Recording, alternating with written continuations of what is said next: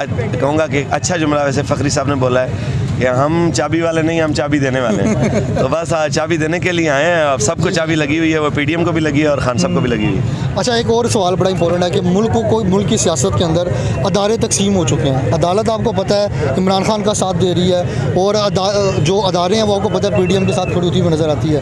आप किस नज़र से देख रहे हैं कि इलेक्शंस के अंदर पोजीशन कहाँ खड़ी होती हुई नज़र आती है? हम कहते हैं कि अदलिया, पार्लियामेंट और इस्टेब्लिशमेंट और बल्कि तमाम इदारे हर एक को अपनी अपनी हदूद में रह के, आइनी हदूद के अंदर रह के काम करेंगे तो आसानी होगी। अगर हम किसी और की जो है जगह लेना चाहेंगे तो मेरे ख्याल के मुताबिक हालात ख़राब होंगे, बेहतरी की जानिब नहीं आएंगे। अब जनाब ये देखें ना कि हर एक अपनी जगह पे है। अब ये कहे कि मैंने इधर आना है और ये कहे मैंने इधर आना है, तो फिर आप सोचें ना कि बिगाड़ ही पैदा होगा।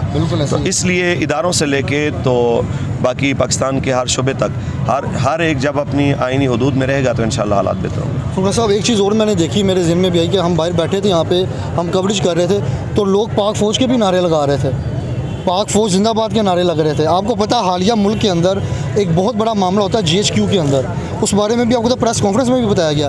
अभी आप क्या कारकुनान को पैगाम देंगे? ये जैसे बाबा जी कहते थे पुलिस भी मारी, फ़ौज भी मारे, ये बंदे भी मारे, कारकुनान को कोई पैगाम देंगे कि कोई नज़्म व ज़ब्त में कोई मसाइल होते हैं तो उसे कैसे निपटा जाए?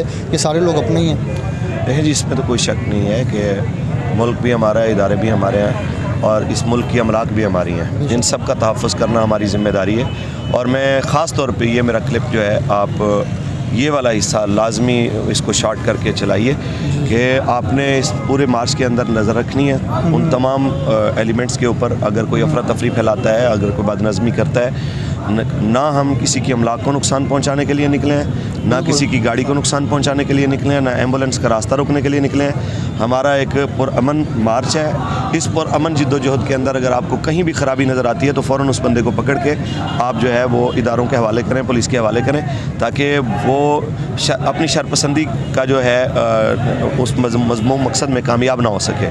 तो मैं बिल्कुल वाज़ेह तौर पर कारकुनान को कहूँगा कि वो पुरअमन तरीके से अपनी जिद्दोजहद को जारी रखें और इंशाअल्लाह वल अज़ीज़ नबी अलैहिस्सलाम का दीन तक पे आने के करीब। हमारे साथ फ़रूकुल हसन साहब मौजूद थे।